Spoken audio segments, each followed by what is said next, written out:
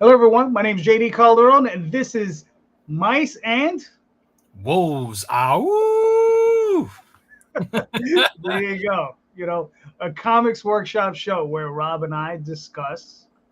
We discuss issues, topics, whatever our guests are having issues with in the industry that we will try and workshop for them, try and get the answers that maybe they can't come up with themselves.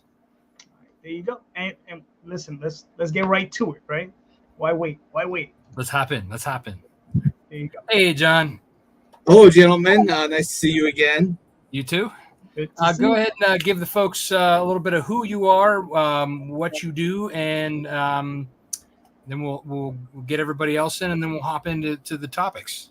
Yeah, so I am the creator of the comic books Alpha Dog, Space Cruisin', and I have a Kickstarter going on right now for my series Dumpster Detective. There's 4 issues out right now, and yeah, it's going pretty good. I just was hoping to pick your guys' brain a little bit for some advice. Sounds good. That's what we're here for. Yeah. Hey, Kenny. All right, my name's Kenny Aitken. I'm the creator of Apex, Cybernetic Samurai Owl, and another comic series called Blue Heart Emoji, and they both release under my comics label Moonfire Lab. Yeah, I'm still thinking of a question to ask you guys, so thanks to JD. Sorry. That's my bad. That's all right. We'll let you mull it over and we see how things go. I'm so used to the Sunday show where I ask all the questions, but this one is like, you got to bring a question. What? Okay. It's a little different. All right. And we have George. What's up, George? What's up, everybody? Jorge Medina. I'm the creator and writer of The Adventures of Wonder Duck and Rust 5377. I currently have a podcast called Catch the Craze that I do with my boy Sam.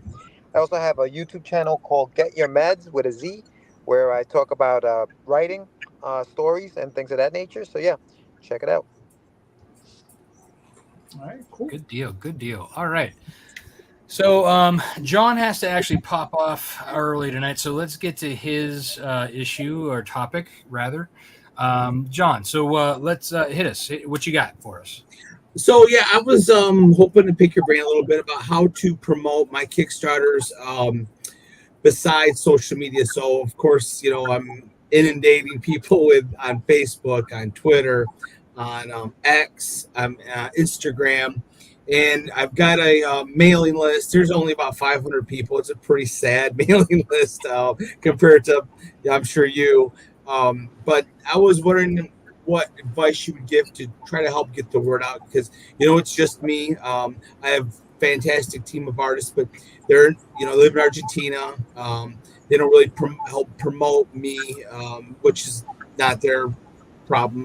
Anyway, but so I was just hoping to see what you guys would say would be the best thing to do, besides just inundating people on social media, the big three, and I know mailing list obviously is right up there as well, but a mailing list, how I get mine is through conventions, and of course the Kickstarter. So, any advice you have on how other means to approach it?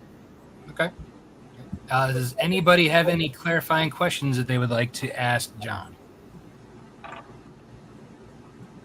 think this is a pretty clear question to me, I think. Okay. Maybe, all right, so I have a few, maybe let's talk about, so besides, the social media, besides the email list, are you primarily promoting when you're live, or do you work on promoting things while you're in between Kickstarters? Yeah, definitely. It feels like I'm always promoting this because, the old, I'd say, tale of time is to promote 2 months in advance. So I try to do that. But of course, social media, you advertise too much and you're just buried, and then, you tag people and some people don't appreciate getting tagged. So that's kind of tough. But I always figure, well, you can always unfriend me, so I try to promote, but I try to scale it down a little bit just because, as I said, you get buried. And Facebook's gotten really bad, and X has gotten really bad about kind of burying you. And even Instagram, if you promote too much. So that's I try to do it about 2 months in advance if possible. Okay. I have a question for him actually, Rob. Yeah, go ahead. So John, you talked about your mailing list. Now, are you trying to promote? Like, are you asking to promote outside of your mailing list, or how to incorporate your mailing list into your promotion so that they're aware of the Kickstarter? So once a month, I send out my email list that, and I usually, I try to mix it up a little bit and not just be spamming people. So I'll mention stuff, but I'll say, conventions I'll be going to and stuff like that. But because I only do it once a month, and this year I'm going to probably be doing 4 Kickstarters. I'm on my 3rd Kickstarter this year, and I want to fit another one in, of course, before the dreaded holiday season. And so, I mean, basically, in the email list I do once a month, it's always something about the comic books. Gotcha. All right, cool. Okay. I was thinking, or I was wondering, so you're getting most of your emails or your email list from conventions, right? So I mean, how much engagement are you seeing from those fans? Like, if you send out a newsletter, are you seeing engagement back from them? I get about 40% opens, which I think 38 to 40, which actually I think is pretty decent. I don't know how many of those are backing. This email has been going on forever, so since 2022, I think. So I guess it's not too long, but 2021, sorry. And I try not to include my Kickstarter backers in the email list because I don't want to email people twice. I don't know, I don't want to spam people too much. So I used to do it, and then I thought, well, they're already going to be getting and whenever there's an update on Kickstarter, I think they get emailed through that, I believe. So I try just to stick it with the convention people because they haven't backed the Kickstarter. So if that helps answer it. Okay. And then how many conventions are roughly you're doing a year? Well, see, this is the thing is I just started doing conventions last year. I mean, I hit it hard last year. I did one the year prior because I've only been doing Kickstarter because, of course, COVID is when I got going in it. Right. And so last year was the first year I really hit it hard. I think I went to like 10 conventions last year. And this year, I think it's going to be like 9. I think I went to 9 last year. Then I'm going to go to 9 this year. So I just got back from Chicago Fan Expo over the weekend, which I would not recommend to too many people to go if you're a comic book creator. But they're all there for the movie stars. But I did that one before, and I felt the same. Yeah, it was. It's the first time I did not walk away there happy. Pretty much every comic book convention I do extremely well. I stand the whole time. I interact. So and then, but it's a learning process like anything else. So. Yeah, with the good comes the bad, and the bad comes the good. Absolutely, yeah. All right, so I have ideas for you, but I'm going to let everybody else get into it.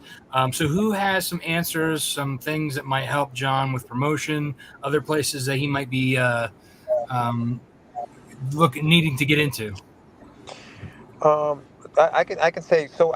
When I did my Kickstarter a couple of years ago, I mean, I haven't done many Kickstarters, but what I found helped promote and maybe with the engagement and the backing was you have a mailing list already, right? So I kind of used this to get emails, but what I did was I would contact people and I would say, hey, if you're interested in the book that I'm doing, I will send you a PDF of a print that I'm working on for your email, right? Kind of thing. And if you back the campaign, you can get a physical copy of this print once you back the campaign. So now I know not only did you follow it right before the pre-launch, months in advance, like you're doing, John, already, but I also then gave them an incentive to pledge to the campaign because they wanted the physical version of that print that I send them as a PDF in an email, which didn't cost me anything. You know what I mean? Yeah, it's a good idea. Kenny, do you have anything? I'm kind of in the same boat as John. I have a small mailing list that I've been collecting at conventions. And I've kind of been doing the same strategy as him, where I just kind of let the Kickstarter updates go out when they need to go out and get advanced. Let people know when I'm launching stuff, and then I usually send my emails out, maybe a month or two in advance to let people know, that I'm going to be launching something. So I guess you guys answering his question kind of might be answering one for you. Yeah, I think this is the big question for every comic book creator. Yeah, it seems like it is. Yeah. Yeah. Okay, JD, do you have anything before I jump in? Yeah. I mean, the initial question is, right, like, what advice would you have to get outside of those circles, right? So one of the things I did, and I have to go back to do it because I haven't done it in a while, is I would go to my local LCSs, and one of my big things, I like trading cards, right? So I would print up trading cards with QR codes, right?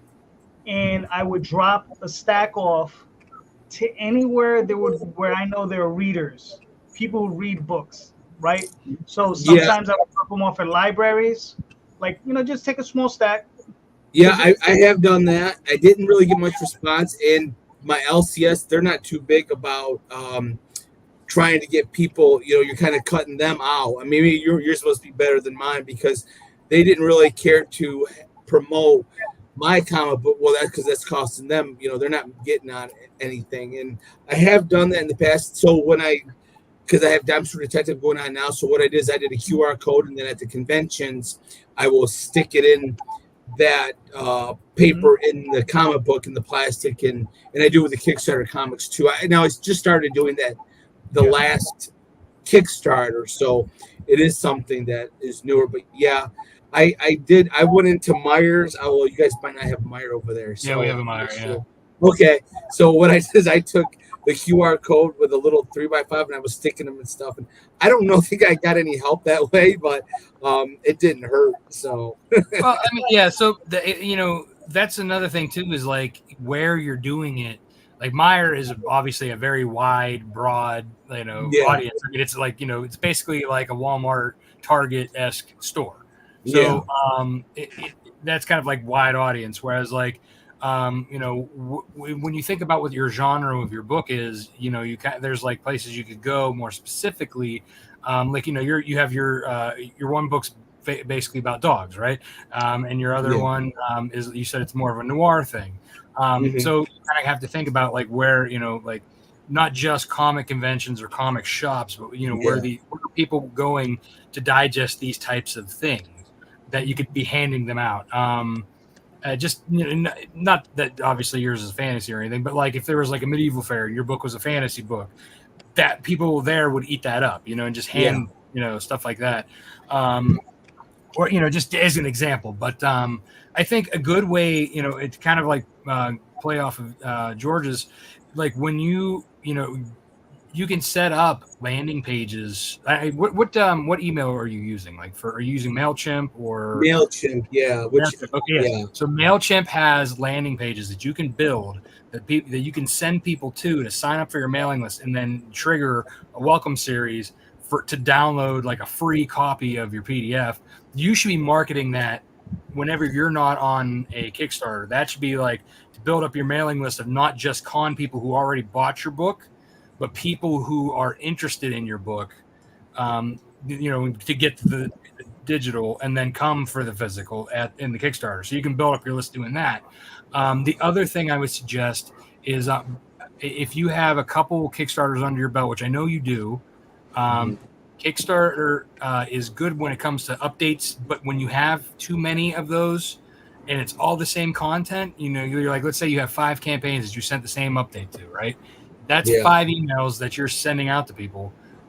BackerKit Launch is a great tool to use that takes all of your past campaigns, puts all of those people into a mailing list that you can mail them and say, hey, I got my latest Kickstarters live. And then you can focus on your mailing list for people who've never been to your Kickstarter and bring them. So that way you're not double emailing like you said. Okay. So another way to kind of like play off of, a lot of that is to I kind of lost my train of thought. Sorry. So when you're in marketing time, what you want to do is you want to lead up with your emails. So once a month is good when you're like when you're fresh off of a Kickstarter, right? I would suggest trying to do twice a month with updates. Show art from the book that's coming up, the next book. Like stages, do the pencils, the inks, the colors, the letters. Like you have plenty of material and content that you can build up a hype for, and as you get closer to the launch, that's when you like do it more. And then while you're live, don't just do it once a month. Like while you're live, you want to hit that at least twice a week while you're live, trying to get these people to move into your Kickstarter backing. Like does Coke or any other large company apologize for all of the marketing that they do to you on TV and radio and what? I mean, look, they could stop marketing and wasting any of their time. I will still know what Coke is, right? Yeah. But like, there's us who's like, we're like, oh, we're so afraid to market to like our friends and family and anybody on our socials. Like, we are trying to like put our stuff out there, right? Yeah. Somebody's not going to make action, especially somebody you don't know is not going to make action until they've probably seen it 100th time. And they're like, oh yeah, I've been really meaning to check that out. You know what I mean? Mm-hmm. Another thing that's good and that will probably help you. And I'm not saying spend a lot on ads.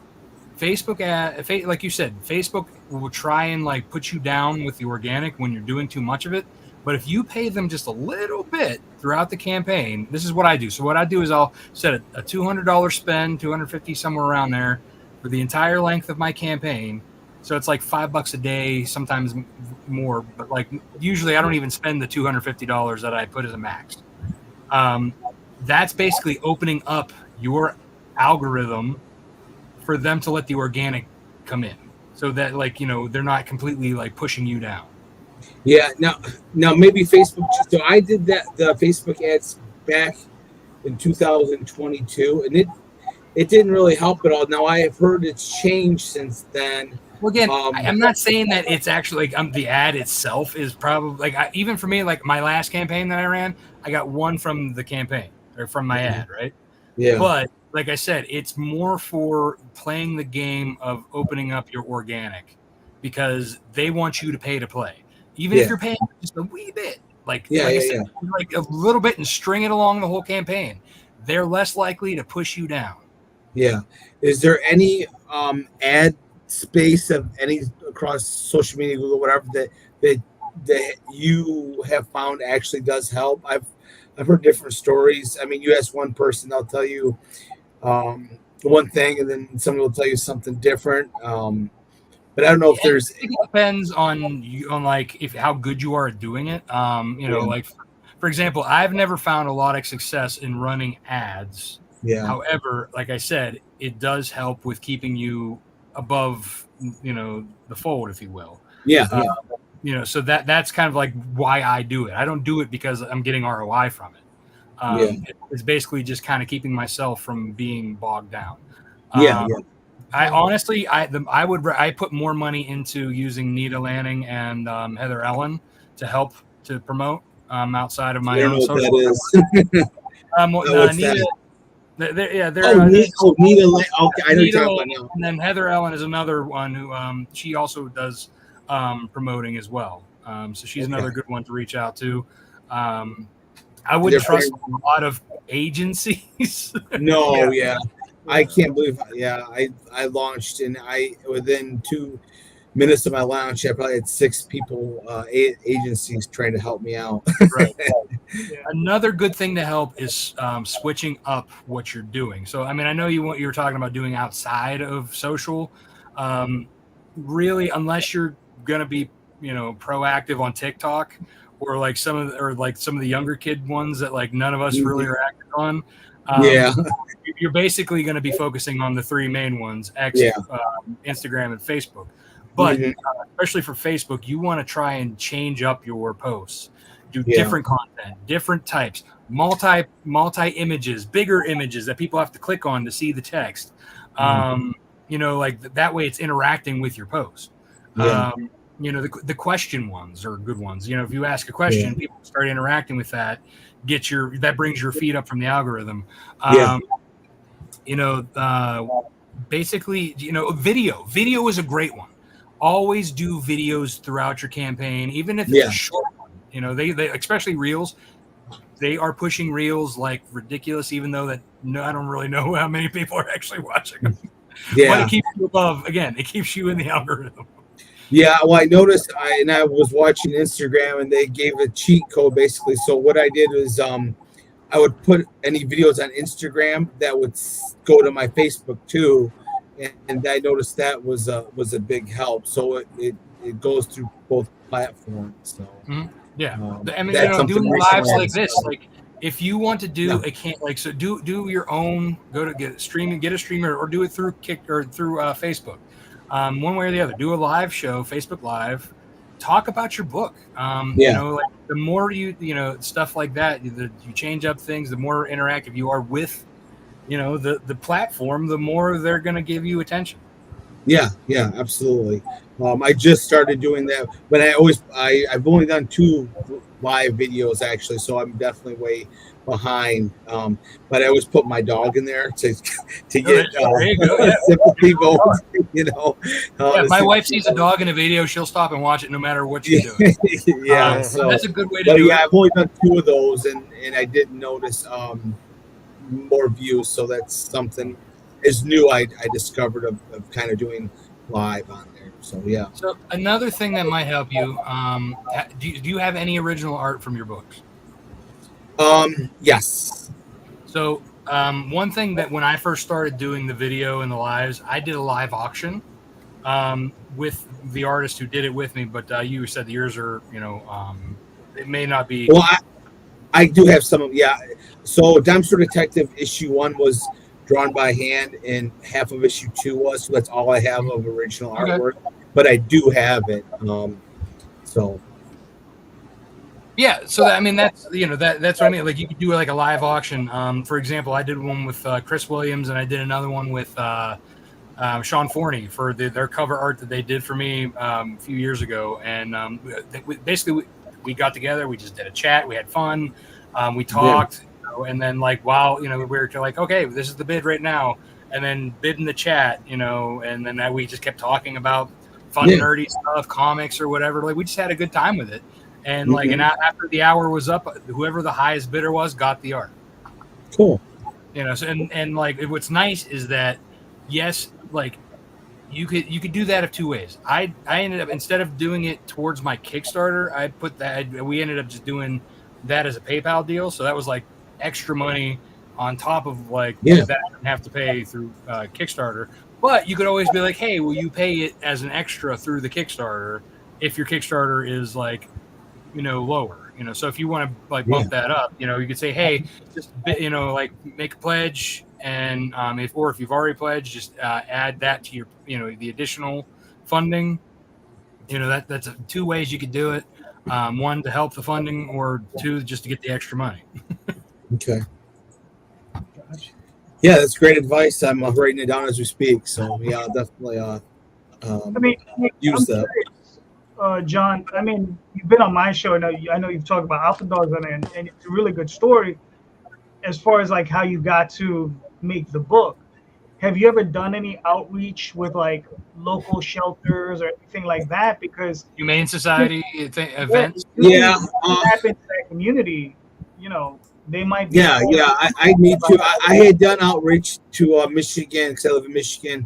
Pit bulls, and I did 2 of them. I never got a response, but I really should go to a pet supply or something like that, and set up and say, hey, 5% or percent goes to dog rescue or something like that, and set up a table. Sometime it's something I've been meaning to do. I have not, but I think it would. It's always hit and miss with stuff like that. I've done I've done a signing in a comic book store, and 1 person showed up, so it's one of those things. But definitely, and I don't know if they would be susceptible, to have me set up a table there. But the worst thing that could happen is they say no, so. When you did your signing, was it on Free Comic Book Day or was it just out of the blue? No, it was out of the blue, and Okay. well, it was the premiere. It was the premiere. As the first time I'd put it in a certain, I think it was Dumpster Detective issue 3, and so they said, "Hey, let's do a thing where you do a signing." And unfortunately, I was, and it happens a lot. Nobody shows up. I mean, they even had one of the Power Rangers there, and had a few people. So it's one of those things. It's really tough unless there's some big event at the LCS. It's tough unless you're somebody, and even a name sometimes doesn't really. I don't know why. It's really surprising sometimes. Yeah, I would say so local, when you're doing Free Comic Book Day, that's usually the only time that I do a store signing because people are coming. We as indies don't have that big of a draw, as you know. Yeah. Unless we've built up and been around for a while. That's probably one good way to do it. But then to go into different things like I mentioned the Humane Society events and stuff like that.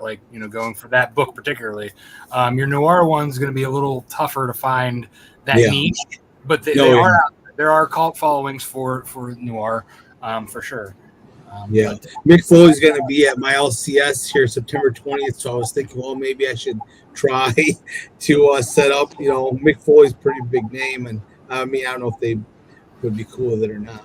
I mean that's so Mick Foley's wrestling. So that's kind of again. That's but I've so my LCS and Kalamazoo, they're very good to me. They put my comics on a shelf. And I sell out all the time there. I'm much better than anybody. And I'm in about 7 comic stores in my state.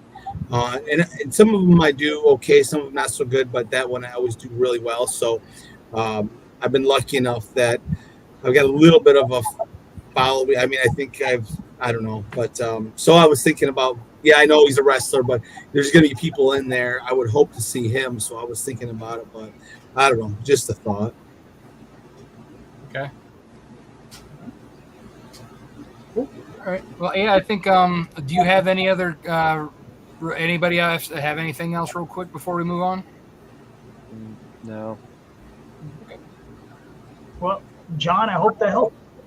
Yeah, definitely. I mean, the biggest one I think for me is the MailChimp thing to get off my keister and do more updates and not worry so much because I'm probably not alone in feeling like I don't want to bother people too much but like I said, they can always unfriend me. Here's it's the easy. thing, people want to buy stuff from people that they feel more comfortable and open with. Not so think about this. If you're the friend who is coming to everybody asking for something every time, they're less likely to kind of reciprocate. Whereas you're there talking as a friend, being excited about something, but not not saying, oh, buy this. Tell them why tell them the story about why you got into doing the Alpha Dogs or why you got into war. What give them the background, give them your origin stories.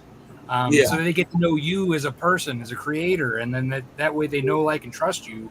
And then be instead of saying, hey, buy my book, say, hey, follow me on Facebook, learn more. Hey, follow me on Instagram. So each email have a call to action that's more of a, hey, follow me here. Hey, did you know that I have this? Follow me here. And then when you're live on Kickstarter, hey, I'm live on Kickstarter. Absolutely. Yeah. No, it's great advice, and like I said, I do have to get off, but I appreciate you guys taking my questions. I look forward to more episodes, and it's very, very informative. I've got the master out here, so I always love learning from you guys. Well, thank you for coming on, and we'll send out links for your campaign, and just go before you leave. Go ahead and tell them where they can find the campaign, where they can find you. Yeah, so I'm on Instagram at alpha_dogs_comic. I'm on X at Real Alpha Dogs. I'm on Facebook, And my current Kickstarter has still got 26 days. We're just over 50% funded. It's a Dime Store Detective, at the very least, issue 4, with catch-up tiers 1 through 3. And at the very least, watch the trailer. If the trailer doesn't make you want to back the comic, I'm pretty much out of ideas because the trailer's awesome. There's some great cover work on there and some preview pages. Very nice. Cool. Thank you, John. Also, Thanks. in the show notes are his links. So you go check your show notes. They're in the links. Oh, cool. So I made Thanks. sure to put those in there. All I right. appreciate that. No Good night, problem. guys. John, take Night. care. Good See ya. night, man. Bye.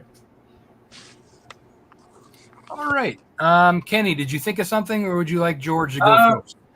I think I got it. I think for me, I think kind of similar to the question he was asking, but more to do with getting around social media algorithms and things like that. And then kind of, for example, I have an issue. I don't know if this is like, I'm always thinking like, the big social media companies are out to get me. I'm over here in my tinfoil hat. As soon as I launch a campaign, they're trying to stop me at all costs, So I had, I've been, just kind of trying to direct people to my, to like my bio and Instagram for the last few months in kind of different ways, just like maybe trying to get people to DM me and I would send them the link to my campaign or things like that. And I noticed this time I didn't even post my link anywhere. And the second my campaign launched, my engagement on my Instagram account went to dog shit, like within one day. So you got any tips for getting around those kinds of things? Okay. Before we get into the tips, anybody have any clarifying questions? Yeah. So you want to know how to get around? Like, I guess just to clarify the question for me a little bit.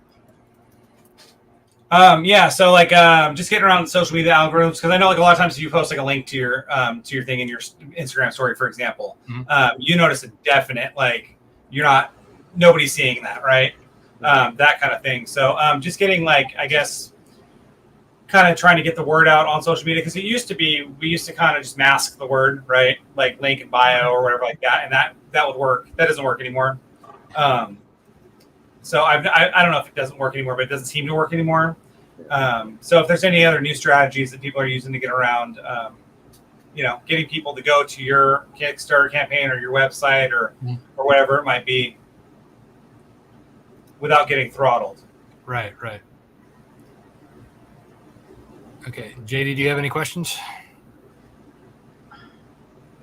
Man, because Kenny, I hate to say this, but I'm as poorly educated in this as you are. So, but I mean, the only thing, because I mean, even X started doing this as well, right?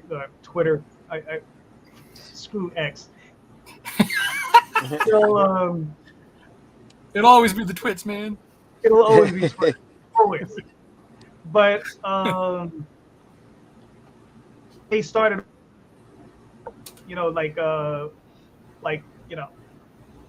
throttling people because they people are like posting too much, yeah.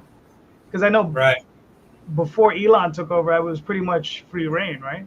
Mm-hmm. Yeah. So Elon messed it up. Is that what happened? I mean, basically, I feel like any time that they put an ad set up in there, that basically, like I said, if you don't pay them, they're bearing the organic. They learned that from Facebook. They're doing it themselves. Right.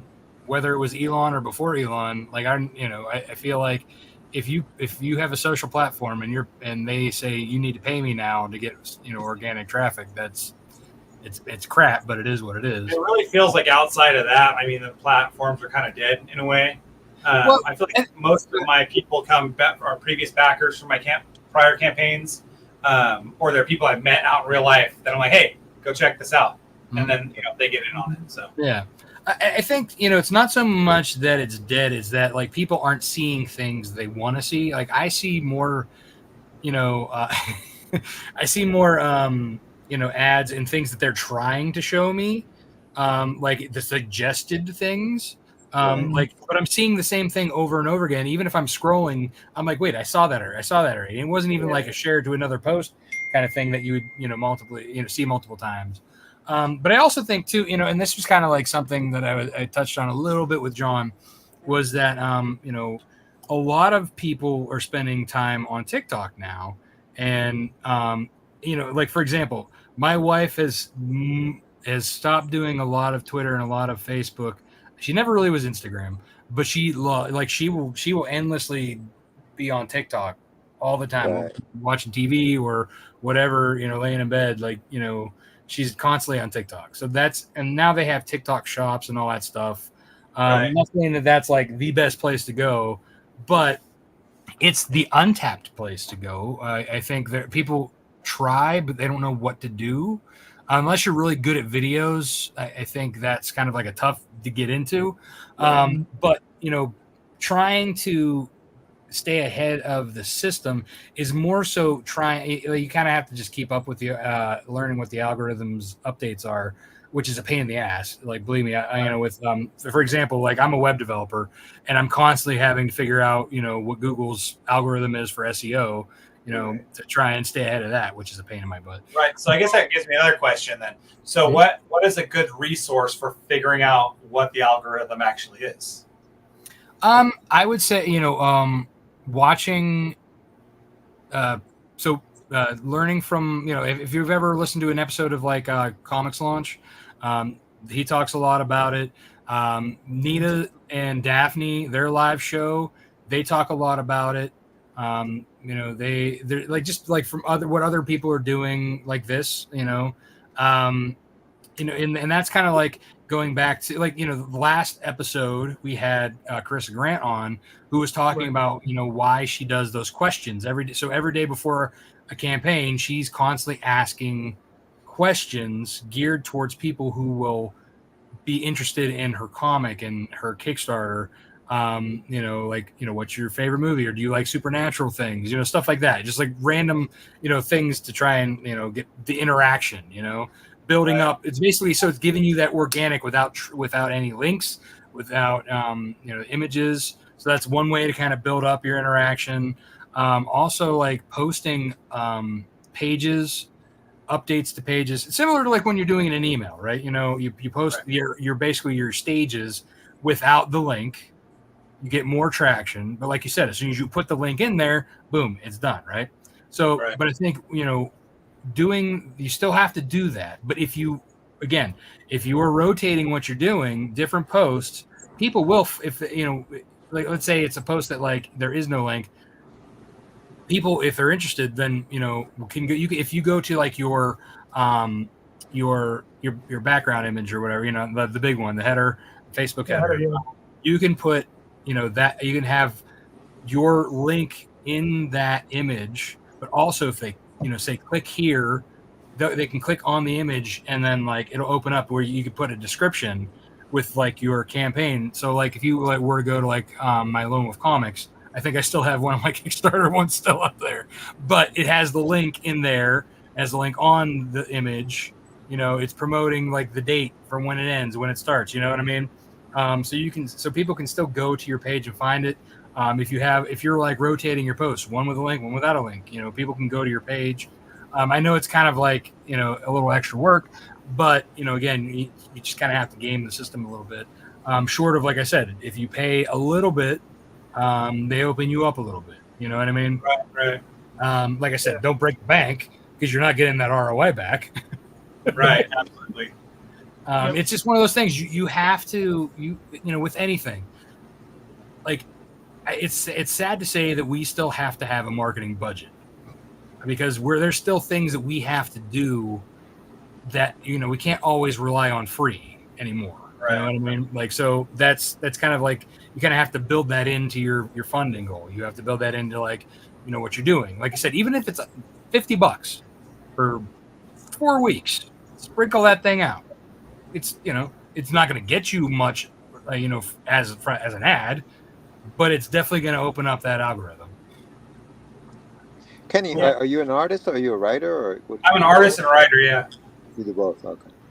No, because I think that, Instagram, for example, it's a visual medium, Instagram, right? The people are there just to see cool images. I think as an artist, you have the advantage of being able to put cool images and create those images whenever you want.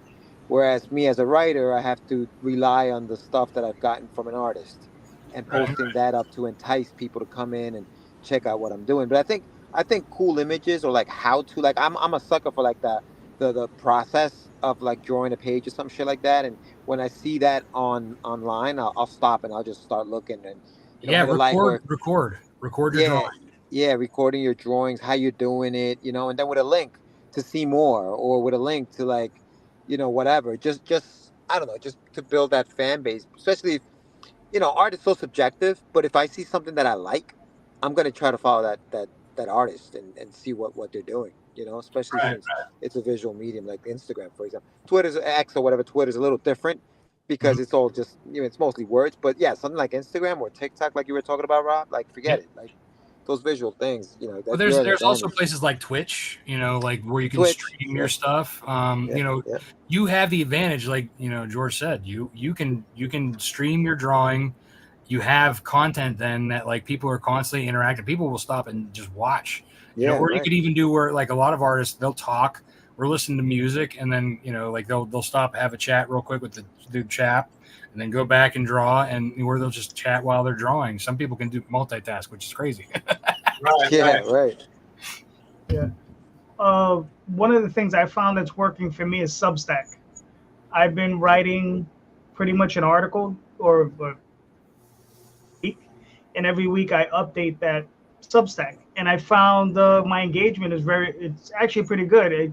I get a 40 to 50% open rate on Okay. those Substacks, and in there, you could put anything you want. I've advertised this show, I've advertised the Kickstarters, and people are interacting with it, which is kind of cool. And it's one of those places where you know I'm not seeing the issues that I'm having on places unlike Facebook or Twitter or any of those other places where you can just send this stuff out, and Substack seems to be really supporting because I'm getting people following it directly from Substack. And the Right. which more which is nice too, because they don't want you to like, it's not supposed to be spammy like buy stuff. Right, You're actually supposed to be right, telling stories yeah, right, in that as well. Like you're telling, basically it's forcing you to do what you should be doing with your email list. right. well, Well, it's you're that's what I writing was a gonna blog. Kind of like yeah, a blog. Yeah. Right. Right. Mhm. yeah, Yeah. yeah, Yeah. I think I kind of want to move into that with my Substack because I think I've been using it like for my email list, which has been fine. I probably put out maybe one a month, one every other month, just to talk about what I'm doing, but maybe just kind of maybe go in a little more detail about what I'm doing and stuff like that, and maybe put some more fun stuff in there. What Yeah, I think like what it boils down to too, I think, is consistency, right? It's like it's constantly doing, like, you could start your Substack, for example, JD, and like, but if you stop in a month, it didn't matter. You know what I'm saying? Right. Like, Right. I think consistency is what matters. What I like to do on something like Instagram, for example, I use the drafts, the draft where you could just post something and post it later. Like, I'll have like 5 or 6 of those things ready to go, so that the days that I don't feel or I don't know what the hell to put up, I have those in the background and ready to go on a Monday. Bam, let me just throw that up there. There you go. And I also look to see at what time people were looking at my post. You know how you have that view insights thing Mhm. on there? See what time people were looking at your post or liking your post or whatever, and try to use as many of the free tools as I possibly can within the programs. You know what I mean? Within the apps, I should say. Which is nice too, because like if you use the business Yeah. scheduler, they will actually give you the suggested times Mm. too, that you can just, instead of It's all scheduling. Substack. No, that's through the Facebook business. Oh, okay. Yeah. But yeah, if your audience is interacting with a particular time, they will, because you can hook up both your Facebook and your Instagram accounts if they're both businesses through the business scheduler, and it will be like, this is when you're getting, Facebook's getting this time and Instagram's getting this time, so you can send them Cool. at 2 different times. I'll have to look into that. I haven't seen anything about that. yeah. I think also one of the things that probably might be good for all of us is to maybe pull away from the major platforms, not stop using them. That's not what I'm saying is, but maybe look into places like Blue Sky and Reddit and some of these forums that maybe we don't interact with enough. Maybe even some places like DeviantArt, which I've been on forever, and I know I do get some traction there. But it's like it might be good to just start maybe like pushing in other directions, because in the end, we all know, what's the definition of insanity, right? Right. Yeah. We're all doing the same thing over and over again, and we're expecting a different result. I mean, and it's not going to happen because they're not going to let it happen, right? Unless we do what Rob says, which is give them a little bit of money, right? Which is ultimately what they want. Right. Yeah. Yes. But I used to be on DeviantArt. I think I still am. I never deleted my content, but like when they started doing the AI feeding, that was when like a lot of people jumped ship from there. From which one? DA? Yeah, Deviant. Yeah. Yeah. A lot of people jumped up, but there's still a lot of people there. Oh, I'm sure. Yeah. There's still tons of people there. I mean, and to be honest with you, it's where I find most of my artists. That's where I have found mine. The one thing I like about it is that when I'm looking for an artist, find a lot of people that a lot of people aren't using. Dude, yeah, you know what I mean? Like, you'll find new people, and they're just as talented. And sometimes the price, and it's not even a price thing. It's just you find someone different. Right. Mm-hmm. So Maybe somebody might be more available too. Mm-hmm. Yes. Sometimes they'll be a little bit quicker to jump on it. Yeah, this is very true. It was like, what do you mean 6 months? So I'm sure we've all had that conversation. What do you mean 6 months for what? So you guys mentioned Nina. So I think I've seen her posting on Facebook. So what exactly does she do? So she basically does a lot of like the social post. Like, for the way I work with her, is that like I will set up like a Trello board and I put up like what I'm gonna post and the date and time and all that, and then she'll take like the image and then like take my text and tweak it to be something slightly different, and then she'll post it all over every like single, instead of me doing all the comic book group posting, she does that for me. She posts it on her network. She posts it, different places that I'm not, on her own social pages. So basically she's mostly doing social marketing, but more organically. But she's also, I think, if I'm not mistaken, she might be backed up. But I think Heather Ellen might have a little bit more availability. And JD, you just started using her as well. Yeah, I just started using Who was the other person? Heather Ellen. Heather Ellen. And this is a service they do. Yeah. Yeah, when I did my Kickstarter a couple years ago, Nita helped me out a lot. Actually, she was really good. Like, she really put me out there. Like, were places where I wouldn't have been. She helped me out. So yeah, Nita's great. Yeah, they both are excellent. I mean, Yeah.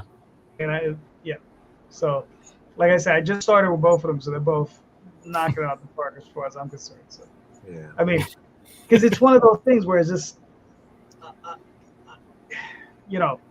I get sidetracked. I'm like, I'm doing other things. I'm like more concerned to like, oh, I need to finish this story, and I'm like, or should I be posting for 30 minutes? Can I let her a page, right? So yeah. My biggest problem with social media is I get on there to post something and I get dragged into a whole bunch of other bullshit and start before I know it, I'm been there for 30, 40 minutes and I haven't even done the thing I got on there for in the first place. Yeah. Well, that's like going back to like what George said about being consistent. Another thing to be consistent with is to comment. So if any always comment. If some comment on other people's posts, be interacting with all if you're going interact with the people that you think will be if you're in a group, talk to the people that you think will like your book, but don't be like, hey, I have this book. Be like, kind of share your knowledge about stuff. I see you have a Sentinel back there. Talk about X-Men, or whatever. Whatever genre your book is, which I know it's kind of like a, like a superhero-ish, Al Ninja. Side it's like kind of. Yeah, it's kind of. I don't really know what the genre would be. I guess for that. but it's like, action. but I think it kind of, the action. So it Right, hits, right. those, so like that's the kind of stuff you want to go into, like comic book action, whatever, that kind of hits like, that like that vein, and go in there and talk about, oh yeah, I love this book because, or I, be interactive, comment, and then when the opportunity arises, oh yeah, me too, I got this book right here, same with like, if people are interacting with your stuff, you want to always comment back, you want to be interacting with them, and be consistent about it. Yeah, Rob, you make a good point there because if you guys have noticed, obviously on Facebook, sometimes you'll see on the top of your feed, you'll see a person commented on somebody's post, and then you're like, "What is that?" So you go in there. What I like to do is if somebody shares my stuff, not just if they comment on my stuff, I comment, oh, but if they share it, I go to their page and comment on what they shared on their page, so that their people who maybe don't know who I am see what I've you know that just came up on their feed. They may look at it and say, "Oh, what is this?" That's kind of cool. So you're right. Always share.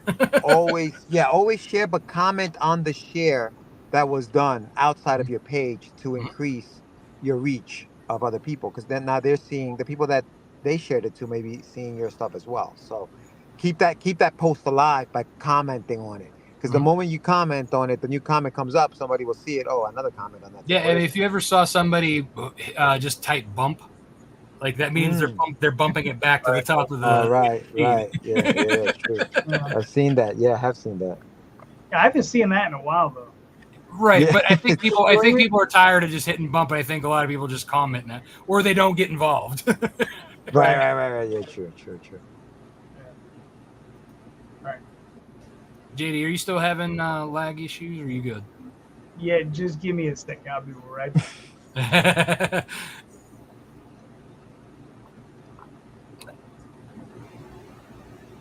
So, let's see. Kenny, so has that helped you? Is there any other questions or anything? George, you have anything else for Kenny that you think might help? No, I mean, I think that was it. I mean, I think, to Kenny, like, I think we all struggle with that. I know I struggle with what you're talking about. You know what I mean? Just getting the people to see what I'm doing.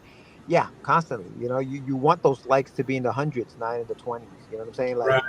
so I totally get you. I totally understand that. Yeah, it's tough because you just want to draw cool shit and not even have to worry about all that stuff. Yeah. We all just want to create. We don't want to be out there and putting ourselves, but unfortunately, we are selling ourselves as much as we're selling our books. Right. It's true. Yeah, it is. Yeah, sometimes I feel like a car salesman out there. I'm like, come on, man. Yeah, man. Yeah, like I said, as long as you're positive and you're interacting with others, I think that that helps. That's I know there's the people who are like the shock jocks who are polarizing, but like that doesn't work for everybody, right? Sometimes yeah. I mean, it's easy to watch those things, and it's always entertaining. You see such and such person saying some dumb bullshit about whatever, and but I don't want to be that. I don't want to do that. Exactly. Yeah. So just be you. Like I see you have guitars back there. Talk about music. What inspires you? Like for example, I used to be in a rock band. I used to be a lead singer, and I like would write the lyrics to all my stuff, and like I use those for like I still have like the the tracks that I'm using for my Kickstarter videos. Stuff like that. Like I mean, it's fun to kind of tap into your past and talk about what your experiences are. Just do it as a post, do it as an email. Like just keep reusing that content too, and like that's like if you happen to like run out of stuff, like George said, if you have draft a bunch of stuff that you've already done, but like put a new spin on it. If it's like a couple of years old, nobody's seen that recently. Right. Bring it back up. So true, dude. So true, man. Yeah, I mean, shit. One of my characters was partially inspired by Ozzy Osbourne. That last track on the Ozman Cometh. The Back to Earth song. Yeah. So like it was partially and it was kind of like, and it's also like a tribute to my cousin who had passed away when I was in my teens, and so it was kind of like basically I created this character called Redemption because like that song just kind of got in my head, and and that was like Back to Earth, just that that's kind of like how that character came to be. Yeah, like creating. Yeah. So What up, Laura? Lori. So yeah, then all right. So Kenny, if that's was that very helpful for you? You think you Yeah, got that some- was good. That was perfect. Yeah. awesome. All right, George, what do you got for us, sir? So it's funny because you mentioned DeviantArt and you mentioned artists and hiring artists, and Kenny, you're an artist. So I have a question about as writers, right? When we are looking for an artist to work on your book, right? What are your best negotiation practices with artists? all right, fair enough. This is one I can help. Yeah, there you go. Figured we'd all get involved. Well, before you help, does anybody have questions? You stick with the format. Damn it. So by negotiating, you mean probably just negotiating price for page rates and things like that. Yeah, exactly. Like if an artist gives you a rate, do you just say, okay, cool, I'll pay you that, or is there room for negotiation? Do you go into well, I have this, you know what I mean? Like, how does that, what do you guys do for that? Do you just take the first, price that Well, they I give got you, I got an or easy answer for that. Right. So Well, we still have. both. We should It's still like ask a both. few questions, right? Like how many different places are you going to find artists? well, the usual suspects, right? You go to Instagram, you go to DeviantArt, you go to Fiverr, you go to, you know what I mean? Like, Mhm. you know, Okay. And the other thing is like when you're looking for these artists, right? Are you looking for a particular style? Because some styles are more popular than others. Some styles are less expensive than others. Some are more expensive, obviously, right? So I mean, are you looking for anything particular? yes, yeah. So I mean, you know my books, JD. I do write for a younger audience, even the little avatar that you see on the screen. So I definitely write for a younger audience. So a lot of the stuff that I do is more cartoony, less realistic, less X-Men, less. It's It's more not. like It's not triple X. No, I stopped. I would return all your. Damn it! I bought those books Yeah, and I no, no, thought they no, were one, not, and I didn't open them yet. I was, oh man, no. you ruined my entire reading experience. I stopped doing that a couple of years ago, bro. Yeah, Oh, yeah, that's what it was. Okay. So before we get into the suggestion, so that we're not like double covering things, what have you tried already, or do you not try to negotiate? No, I have. I mean, it's similar to like when we do with Kickstarters. We always have a number in our head, right? We Mhm. always have a number that we know what we can afford or whatever, right? So I always come in with a number. Part of the whole thing is not insulting the artist by saying, hey, you want 150, I'll give you 75. Like that's ridiculous. I get it. But Mhm. like, definitely. I mean, obviously I believe that there should be room for negotiation sometimes, depending on like JD said, how hard it is or how long it's going to take or whatever it is. So yeah, Yeah. so I have tried. I guess I'm looking for the best practices so that I'm not pissing anybody off and Okay. not getting work done, you know what I Right. mean? Right. I Okay. don't want to come in too aggressive. All right. So, Kenny, do you have anything else that you want to add or ask? No, I don't. I can answer that. I guess I don't have any questions for him though. All right. Let's go ahead and jump into the answers. And it seems like this one's pretty straightforward. Yeah.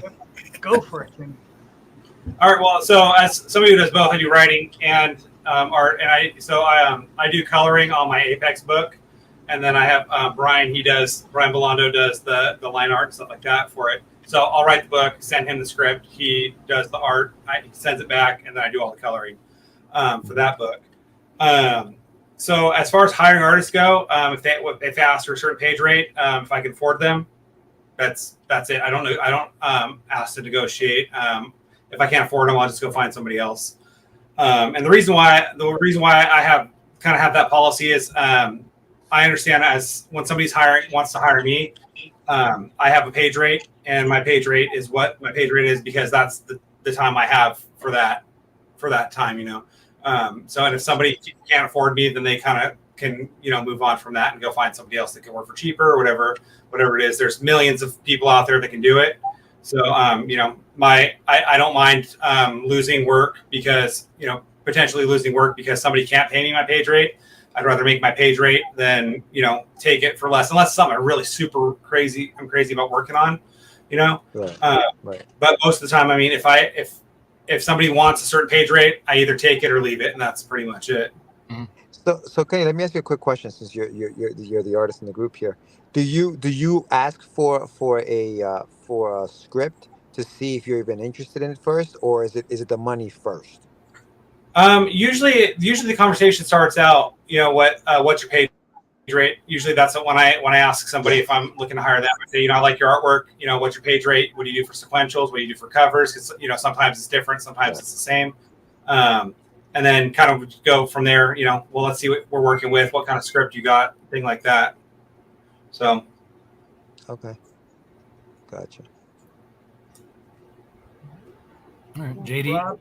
Or do you want me to go? Because you probably have more experience in this with all your artists. So I'll go real quick then. So for me, when I was starting out, it was more like I was just asking what their page rates were. And then basically I was like, I want this art. How much does it cost?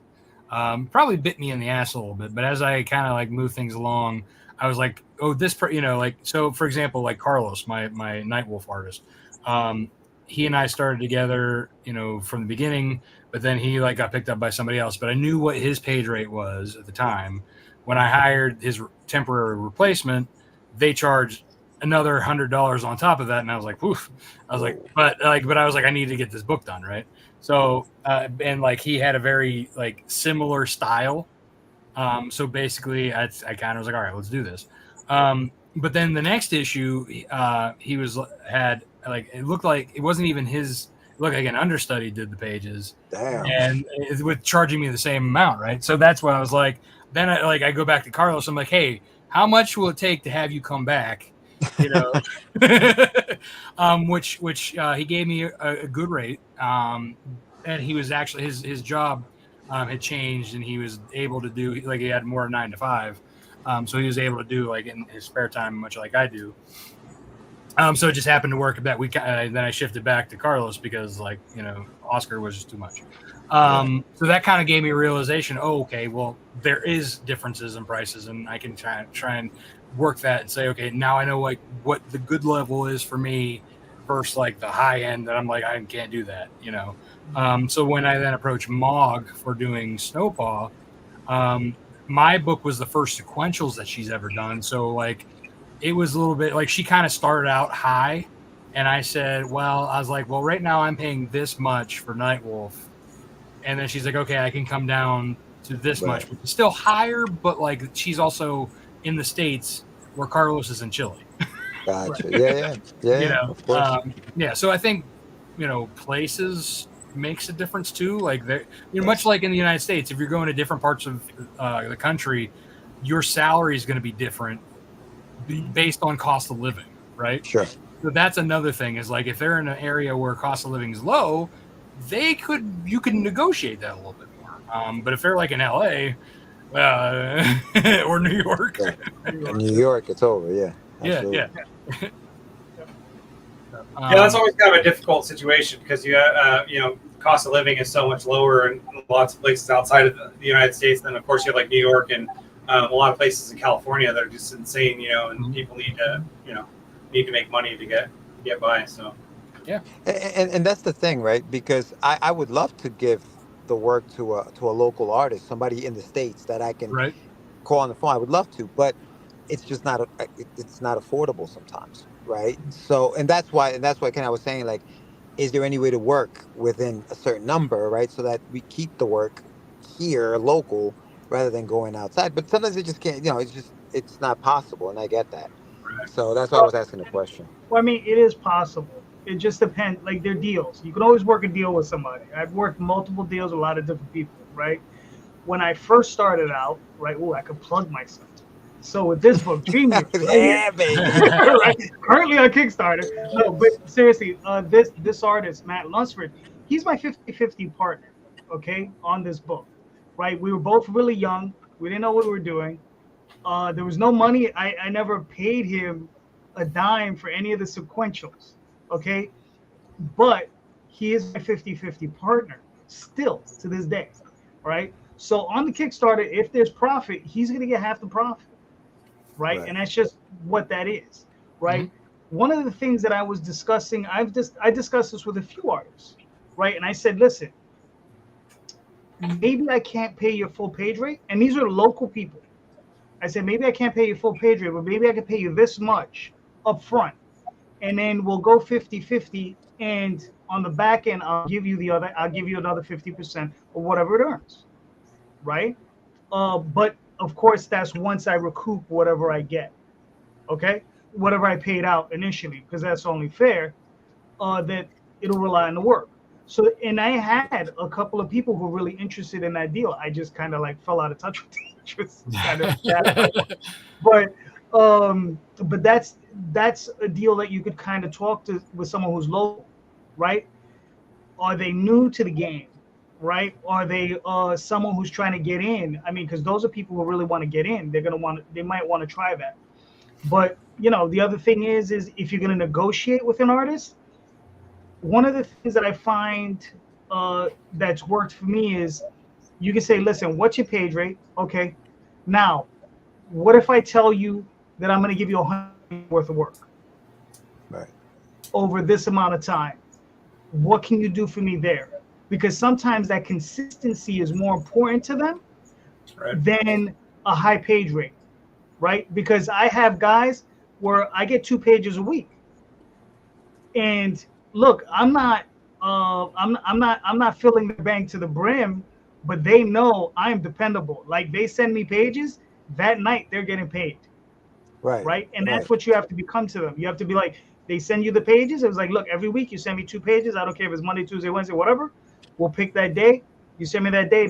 Like, typically I'll get it. I'll be at work. And I'll be like, look, when I get home, I'll pay you. And that's what I do. I send them the money, and boom. And I see these guys. I see some of these guys out there. They're looking for work, and they're really talented. But they know for me, I'm always going to be there for them. And it's not a lot, but it's very consistent. And here's the other thing. Even if they pick up other work, they still send me my pages. Right. Because I've already established You're that gonna pay them. relationship. Right. Yeah, That I'm and you're always going to pay them. Yeah. And I'm always going to be with them through thick or thin. Yeah. You know what I mean? They don't have to, Through the project. yeah, they don't have to wait the 30 days to get Yeah. paid. They Right. get paid that No, same no, day. no, Yeah, no. yeah. No, I got you. I got you. Yeah, if they wait 48 hours, they waited a long time as far as I'm concerned. No, and I get it. Listen, I know that drawing these comics isn't easy, man. Like drawing a sequential page and figuring that thing out, perspective, anatomy, make sure that within the perspective the freaking figure fits so it doesn't look like a giant when it's standing. I get it. It's hard stuff. Like, you know what I'm saying? But I think that part of like why I think stuff is going to AI is because people are getting desperate and they can't afford artists and they want to go do that kind of stuff, which I don't support. But you know what I mean? Like, and I don't want it to get to that level because I do like the human, element of pages being drawn. I like the imperfections that a human, adds to the page. Like I love that shit. You know what I mean? I don't want to take that shit away. Or But even it's hard to. Was that? or even the perfection a human can establish on a page. Yeah. Oh Right? yeah. Yeah. It goes both ways. They're imperfections, and sometimes we sometimes run across a Bernie Wrights, and they're like, "Holy Jesus, how'd that come into this?" Like, so it goes both ways with that one. But yeah, there are a lot of different ways and a lot of different deals you can work out with people. But the key to it is you got to talk to them, and you got to find their comfort level, right? Because that's the thing. Because they're gonna be some dudes. They're like, "This is my rate."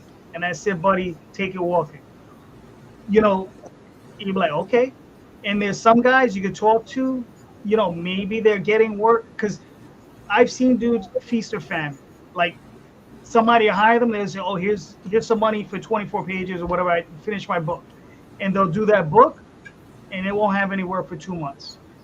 Right. Right?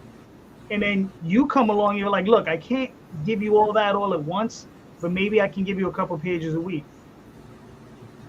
And that might be able to float them for a while. And then maybe even, when you do have a little cash, you say, look, man, I got a little cash.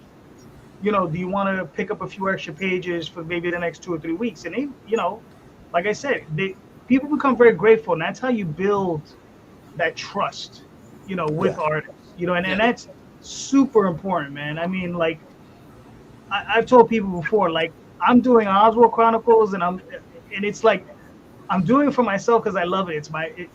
I know some people get offended. I call it a hobby, but it is my very expensive hobby. I'm telling you, it's no different than playing golf. A good set of clubs, my understanding, costs $20,000.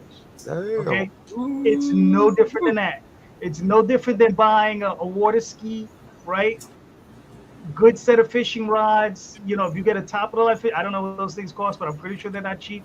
If you go hunting, a good hunting kit, I'm pretty sure is very expensive, right? Rob, do you know? I don't know. Yeah. Well, what the gun, the ammo, right, everything, but the whole outfit, ensemble, Right. I mean, I'm sure that's not cheap for different weathers too. I mean, because if you're going in the fall, if you're going in the spring, you're going in the winter. That's completely different outfits. You might need that $400 jacket for that one time you go out in the rain. Yeah. So that's what I'm saying is like, it's the same thing. I'm like, I'm telling you it's my hobby, but I'm also telling you it's not cheap. It's not a cheap hobby. For real. Anybody getting into comics thinking that they're going to make money. Yeah. Yeah. You got to love this shit. Yep. You got to love it. Love it. Bleed it. Yeah. Yep. You got to, you got to bleed it. You got to need it. Yep. I was just talking to Rob before the show. I was like, look, man, I got stuff. I got stuff. I'm a couple thousand pages into the Oswald Chronicles. Actually, I have to do a recount. I'm probably like 2,500 pages into the Oswald Chronicles, and I probably need another 2,400 pages before I'm done. That's nuts. Yeah. Yes. That's awesome, though. Kids, don't do it like Uncle Jose. It's just not good for you. But you're getting it done, though, bro. You're getting it done. Do a one shot, do a 4-issue limited series for your own sanity. Trust me. Do it like that.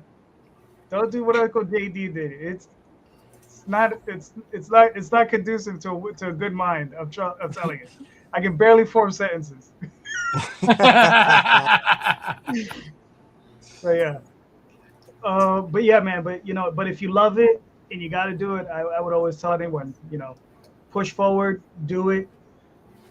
And like I said, if you can only afford 1 page a week, hook up with that artist. Because I've also encountered, I recently reached out to one artist, and this particular artist said, listen, my page rate is this if you do this amount of pages. So it was like the 1 through 10 pages, it was a high rate. And then they told me if you got like, I think it was from 10 to 15 pages, it was a little bit less. And then if you got over 26 pages, it was a little bit less. So it's kind of like how the printing changes when you're doing right, because they know they're gonna make more, and they're like, I'll be like, I didn't even hit them with, well, what if I give you this? What if I promise your project is gonna be 100 pages, but what can you do then? What if I give you a 2,400 page project? Can you do that one? No. See, that's the problem. I can't give that to any one person. That's why I'm multiple artists. I want to get it done in my lifetime. Yeah, hell yeah. Right. Yeah. Yeah. So I need more than one. So yeah. But yeah, I mean, like I said, there's plenty of different ways you can do it. I don't know. Like Rob, you have any more thoughts on that? George, Kenny? I think it depends too whether you're asking a sequential versus a cover artist. Sequential, is definitely more willing to negotiate because it's a longer piece of work. But whereas a cover artist is probably going to be like, no, this is my rate. Right. So, but yeah, no, I think that JD answered a lot of it. Kenny, especially being the artist. And it's from a web and graphic designer freelance standpoint, I have a full-time job plus doing all of this plus having kids and a wife. So for me, like my hourly hourly rate is my hourly rate. You know what I mean? Right. So there's probably a lot of artists out there who feel that. You know, The time is a premium for a lot of people. I mean, for me, I still want to be able to carve out time for my own projects too, and make sure those are getting done. So that's a factor in what I charge for what I do for other people. So. But if they're a full-time artist who this is what they're doing sequential pages, they're probably more apt to do the right. just approach. I'd say best case scenario be like, what's your page rate is, this is kind of like what my budget is, what's your rate, and then you kind of go from there. Yeah. They'll always say this is my, put your budget in there too, because you don't want to break your bank. Yeah, exactly. Yeah. No, and I think the takeaway here is communication, right? Communicate. Mm-hmm. Be willing to communicate, and be honest about what you can and cannot afford, and Yes. if you can't afford it, walk away. It is what it is. Sure. Don't and you've established yourself as a creator. You already have printed books, so you have a rapport with artists as you pay them. Obviously, people. Yeah. So you have a track record. Yeah, I mean, I wouldn't worry about hurting anybody's feelings. I mean, like when I tell somebody about page rate and they can't afford it and they move on, it's no hard feelings for me. I'm used to saying, this is what I get paid, and people saying, okay, that's too much, and I go, okay, that's totally fine. Yeah, hold on. There's like 3 questions here I want to answer real quick. This one, yes, my real name is Jose. That's what the J stands for. What's the D? What's the D then? Oh, that's a family. That's my middle name, and it's a family only. So no.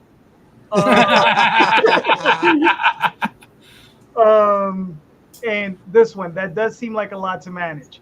I agree, but it's what's funny is it's what I do in my day job. I'm a manager, so it just translates over. I just manage, and I really, really, really, really enjoy managing. So it's one of those things you have to be, I think it's one of those things you have to be able to take on it, because I'm getting pages from 4 artists every week, right? And then there are periods where I'm getting covers as well.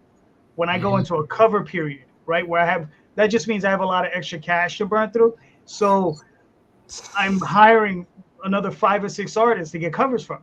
So then I'm getting layouts. Then I'm getting like mid, pencils, and then sometimes you gotta find inks and colors. Right, exactly. So yeah, it is a lot to manage, and if you're not in tune with that, you might not want to do this, because part of it is the management part. And you have to really enjoy that.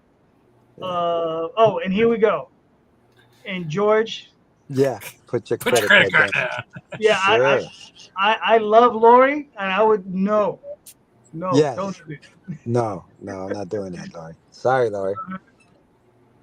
All right, there we go. Don't mess with me, brother. How did she figure out my middle name like that? That's awesome. So, yeah. But yeah, so I mean, man, always talk to the artists and try to figure out what they, and that would be, that's the best advice I can give, Mm-hmm. Yeah. Yeah, like you said, communication. Yeah. Right. It's cool. And here's the other thing: don't ever go with the first one. Right. Right? Look. Seriously, look, because it takes me a couple of years before I can vet out an artist to do sequentials for me. I won't just I'll hire them to do a pinup, then I'll hire them to do a cover, and then I'll hire them to do another cover, then I'll hire them to do a 3-page story. Damn. And then then it might be and then I'll be like, well, now I might, depending on the person, I'll be like, well, here I have an 8-page story for you, and then maybe a 1 shot, and then we'll go, okay, now I have something really for you, something much longer. So let me ask just a follow-up question as far as with the artist, right?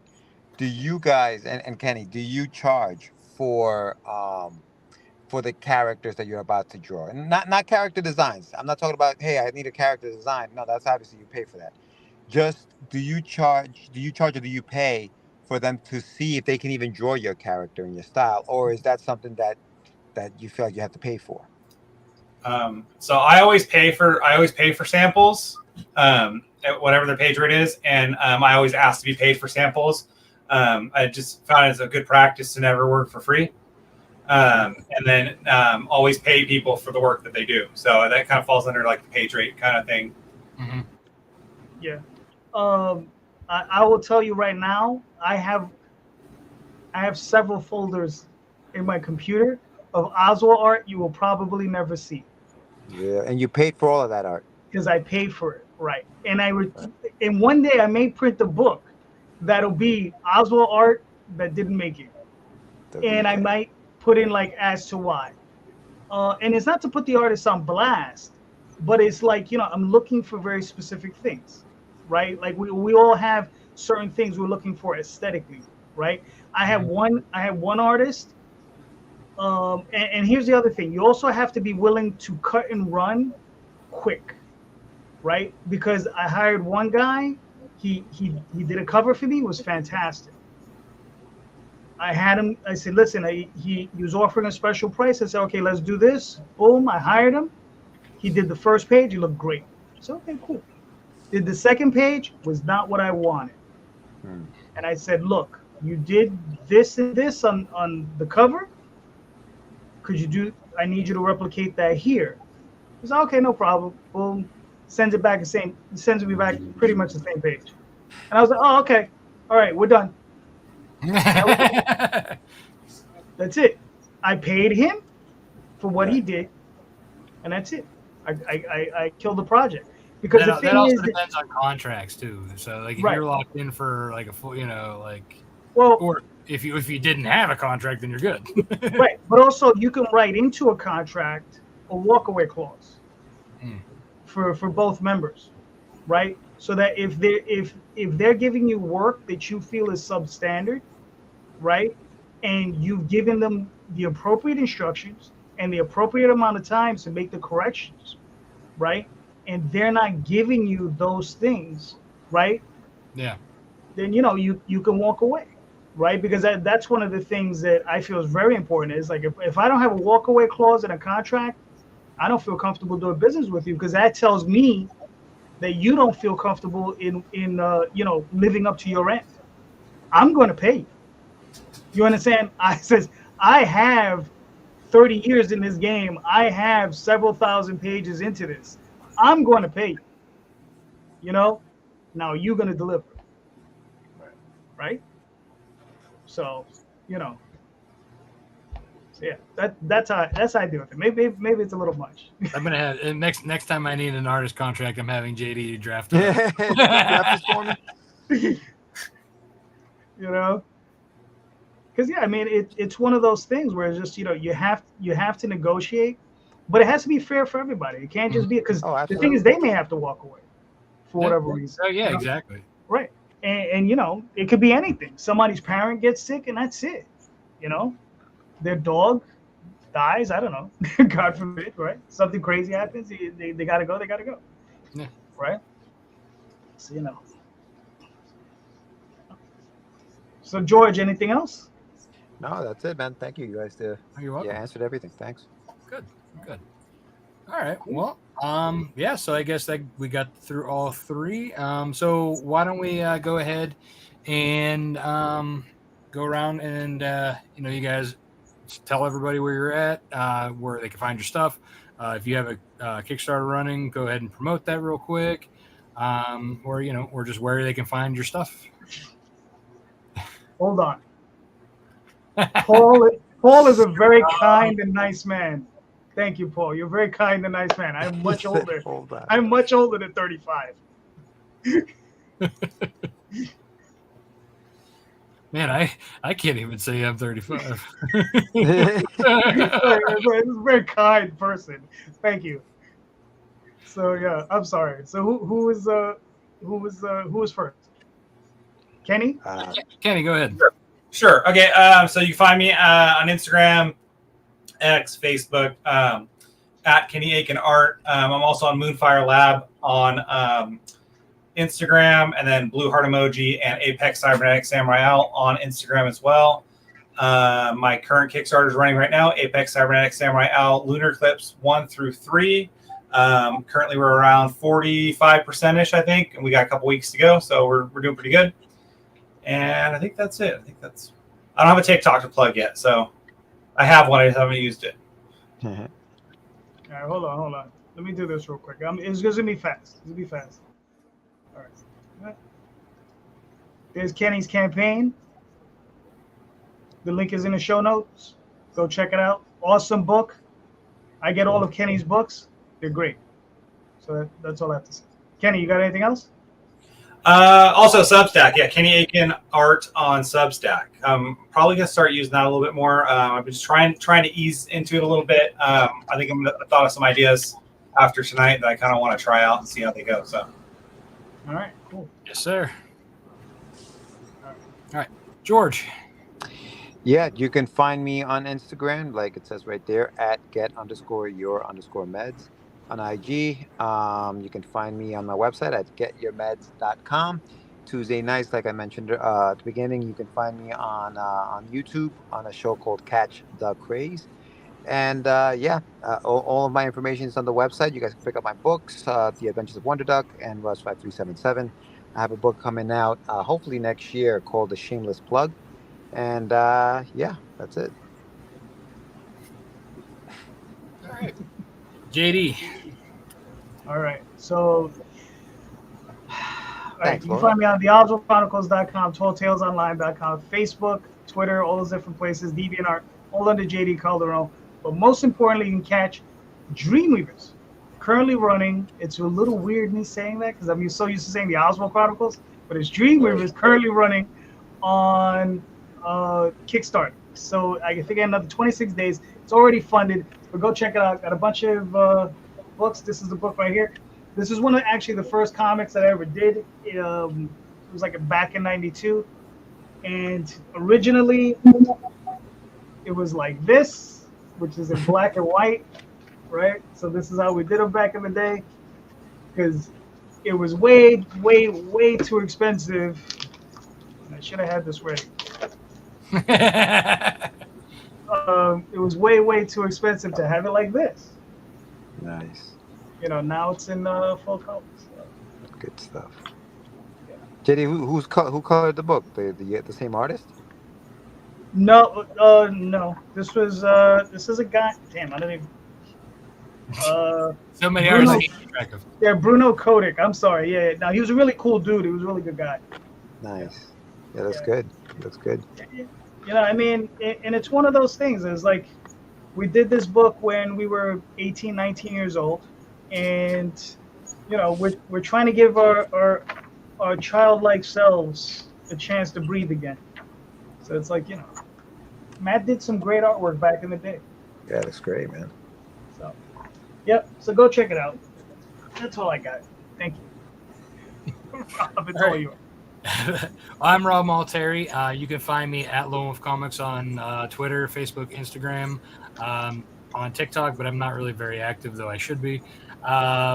You can find me at lonewolfcomics.com. You can also find me at wolfpackpups.com, at Rob Multari, Twitter, Facebook, and Instagram.